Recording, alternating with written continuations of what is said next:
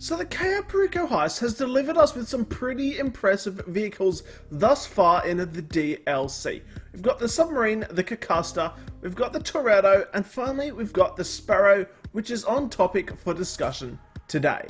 Yo, what's going on everybody? My name is Defencive, and this channel is dedicated to bringing you the best tutorials, money-making guides, and anything that I think you might find interesting within GTA Online. Alright guys, let's get it!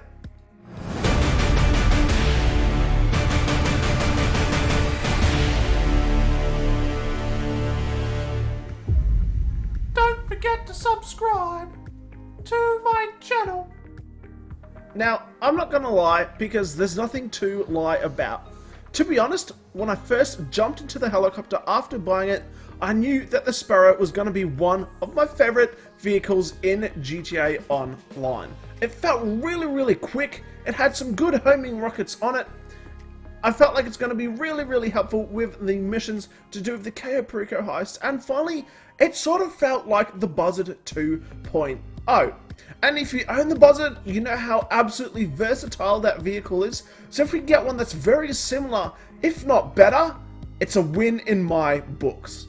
Now, in my opinion, though the Buzzard has served us well for so many years, the Sparrow is now going to replace it. So RIP, the beautiful Buzzard. You have served us all well. But now the Sea Sparrow has better missiles than the Buzzard, it has the same amount of versatility as the Buzzard, and it's really helpful with the brand new Perico heist. Guys, this Sparrow is a must-buy vehicle, in my opinion, not a single doubt in my mind. And soon, I'm sure there's not going to be one in yours either.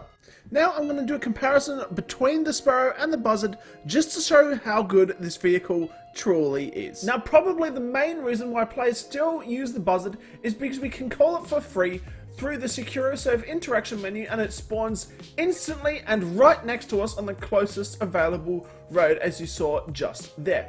Now we're going to take a look at the Sparrow, and we can do the exact same thing. This time we do it through the services menu, we do it through the custom menu, and as you can see, the Sparrow has spawned on the closest road right below us. Now this is the exact same feature between the two helicopters, so I can't give one an edge over the other, but it's great that the Sparrow now has this feature as well.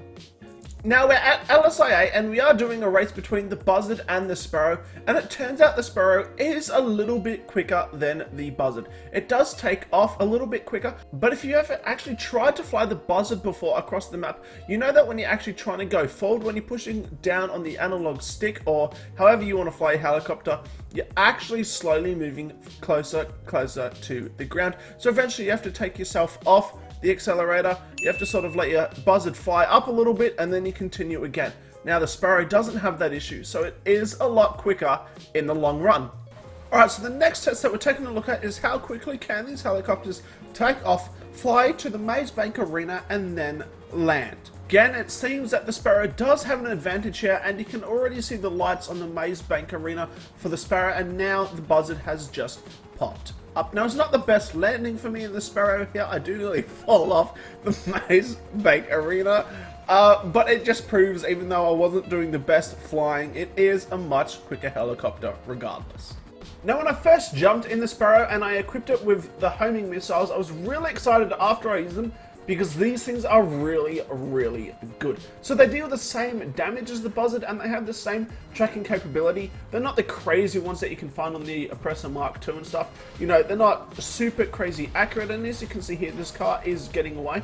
But what is crazy about the missiles is you can just keep firing them time and time again. There's no real cooldown to it, and you have unlimited missiles as well. Now, as for the Buzzard, you do have to fire 2 missiles in succession, and now you actually have to wait a little bit of time until you can fire them again. So you can only have 2 missiles fired at a time, and then you have to wait like 3 or 4 seconds recharge time, actually waiting to be able to fire another one. So look, they're the same damage, but you just can't fire them as quickly as you can the Sparrow, so I've got to give this one to the Sparrow. Now what the Sparrow and the Buzzard both have similar again is their defensive capabilities. Unfortunately, they can both only take one explosion from any kind of explosive and you are done. Whether it's a homing rocket launcher, whether it's an oppressor rocket launcher, whether it's a explosive sniper rifle or just a sticky bomb, look, these things stand absolutely no chance against explosives, so keep that in mind. They're not the strongest helicopters around. Alright, so we're coming towards the end of this video here, and we're just going to touch on the price of the Buzzard. It is only $1.75 million, which is pretty cheap for an attack helicopter. Now we can actually buy the Sparrow for $1.8 million, so it's not too much more than the Buzzard. The issue is though, to get the Sparrow we have to own the submarine, the Costata, and to buy that we do actually need to spend $2.2 million on the submarine itself. So you have to buy the submarine, then you have to buy the Sparrow. It's a grand total of over $4 million, which is about 2.5 times the amount of the Buzzard. So without a doubt, the Sparrow is a better helicopter than the Buzzard, but it is 2.5 times more expensive. So that is the choice you have to make to decide if it's worth it. Now, let me just say, I highly recommend you doing the cayo Perico heist. It is the best way to make money solo if you know what you're doing. So honestly, spending the $2.2 million on the Costata really shouldn't be a worry. It's going to pay itself off in like less than 2 heists. It's kind of crazy. Now, when we're actually doing missions to set up for the actual heist, you start them from the Costata, and the Costata is in the ocean.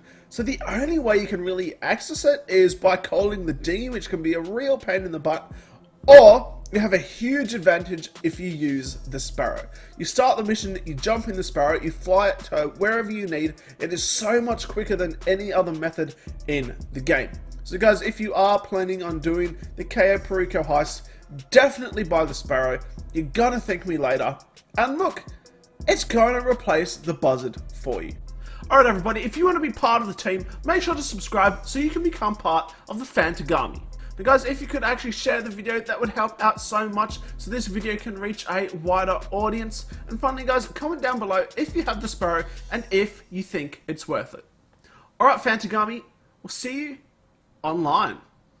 Now the Sparrow is not too much more expensive.